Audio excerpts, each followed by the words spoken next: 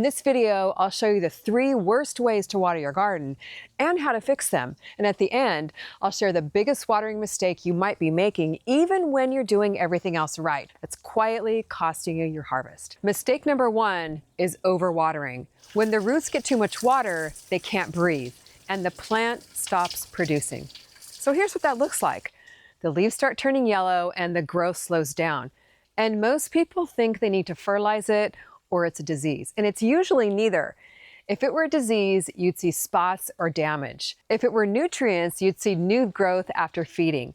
But when you're overwatering, even when you fertilize, nothing changes. No new growth, the plant just stalls. And here's what's really going on. The roots are sitting in too much water.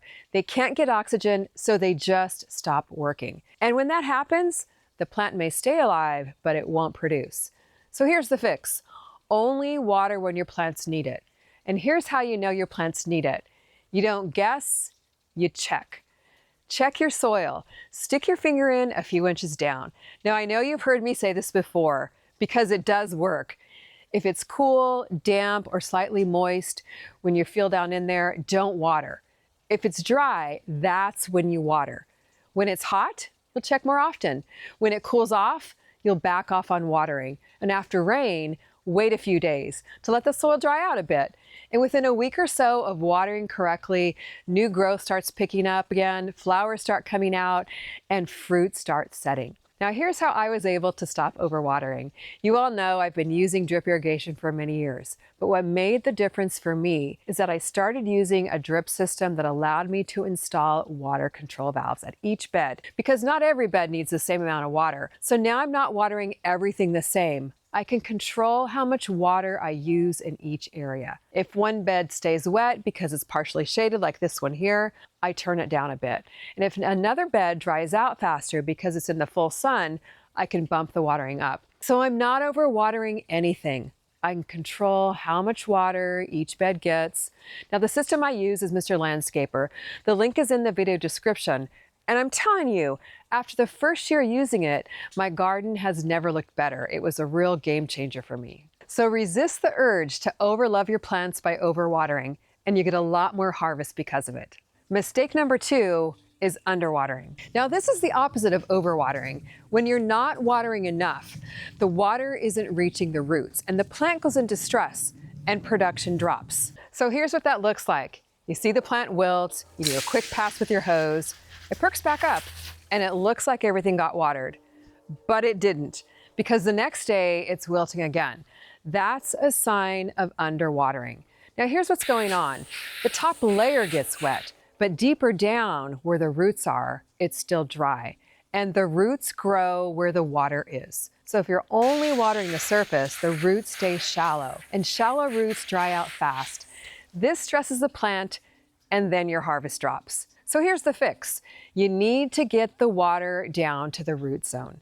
And I call this the double pass method. You water, you wait, and then you water. Here's how it works. It's very simple. First, water. Now water slowly at the base of the plant, a few inches around the stem, and stay in one spot until you see a little bit of light puddling, and then stop. Now you wait. Give it about 30 seconds, let the water soak in. Then you water again. Same spot, same slow, steady watering. That's your double pass. Water, wait, water. That's how you reach the root zone. And then you do the same soil check I mentioned earlier. If it's dry, then you need more time. And once you start doing this right and stop underwatering, you're going to see the change. Your wilting becomes less frequent, stops going up and down every day, and you start seeing new growth again. And this is where drip irrigation really makes all the difference, because doing this by hand takes a ton of time. So instead of me trying to do that double pass by hand, my drip irrigation is doing the slow, deep watering for me. And the biggest benefit, it gives me my time back. I'm not standing here watering. I can be tending to and enjoying my garden. And I have the peace of mind knowing the watering is handled and my veggies are producing the way they should be. It's actually doing a much better job than if I was doing it by hand. Mistake number 3 is wrong timing. When you water too late in the day, the plant doesn't have water when it actually needs it, and it goes into stress mode. So here's what that looks like. You water late morning, midday, afternoon, just whenever you have time.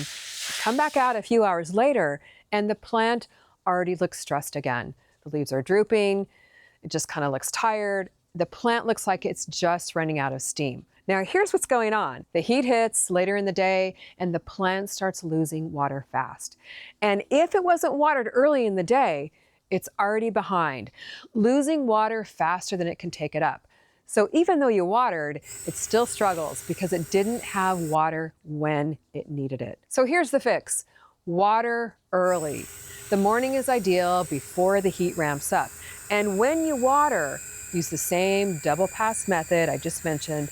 Water, wait, then water again. And if evening is the only time you can be consistent, that will work too.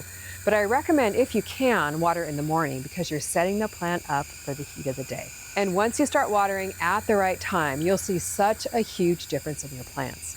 Your plants will handle the afternoon heat so much better. They don't crash on you midday. Now they might still wilt a little in the extreme heat. That's perfectly normal. But then they bounce back on their own once it cools down. The key is staying ahead of the heat. Now here's the reality. You're not always going to be out here early.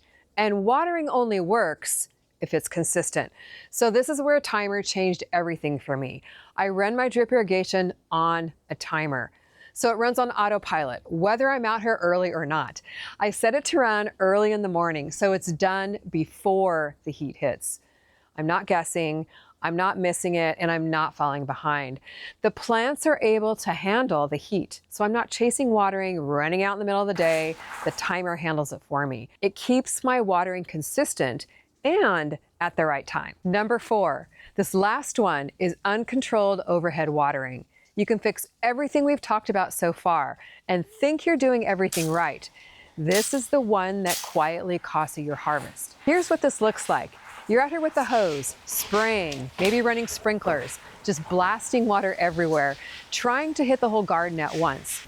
You think you're watering, but you're not actually getting water where it matters. And it's one of the worst ways ever to water your garden. Not only are you straight up wasting water and pouring money down the drain, but you also don't have control. Now the problem with this is a lot of that water never makes it to the roots. It's evaporating, blowing around, or just hitting the leaves. And it's missing the root zone where it actually matters. So even though it looks like everything got watered, it doesn't actually help. So here's what I do in areas of my garden where I want to overhead water. I control it by using micro sprayers. These are also by Mr. Landscaper. I can switch out the sprayers to different spray patterns to match the size of the bed. Each stake has a control valve, so I can adjust the flow and I'm not overspraying and wasting water. And I can push the stakes lower into the soil so the water is hitting down in the root zone where the plants actually need it, not just spraying over the top. And because they water the entire root zone, the feeder roots actually spread out more and they're stronger because they're getting a lot more water. So the plant can actually take up water and nutrients better.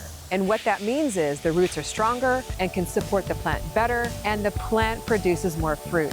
I started this last year and I got more tomatoes than I've ever had. I'm not guessing here. I'm not wasting water and I'm not losing harvest because of it. So now I know exactly where the water is going. If you're guilty of any of these, the good news is now you know exactly what to change. And once you dial it in, that's when things finally start working for you in your garden. Which one are you fixing first? Drop it in the comments. Thanks for watching, and I'll see you next time in the garden.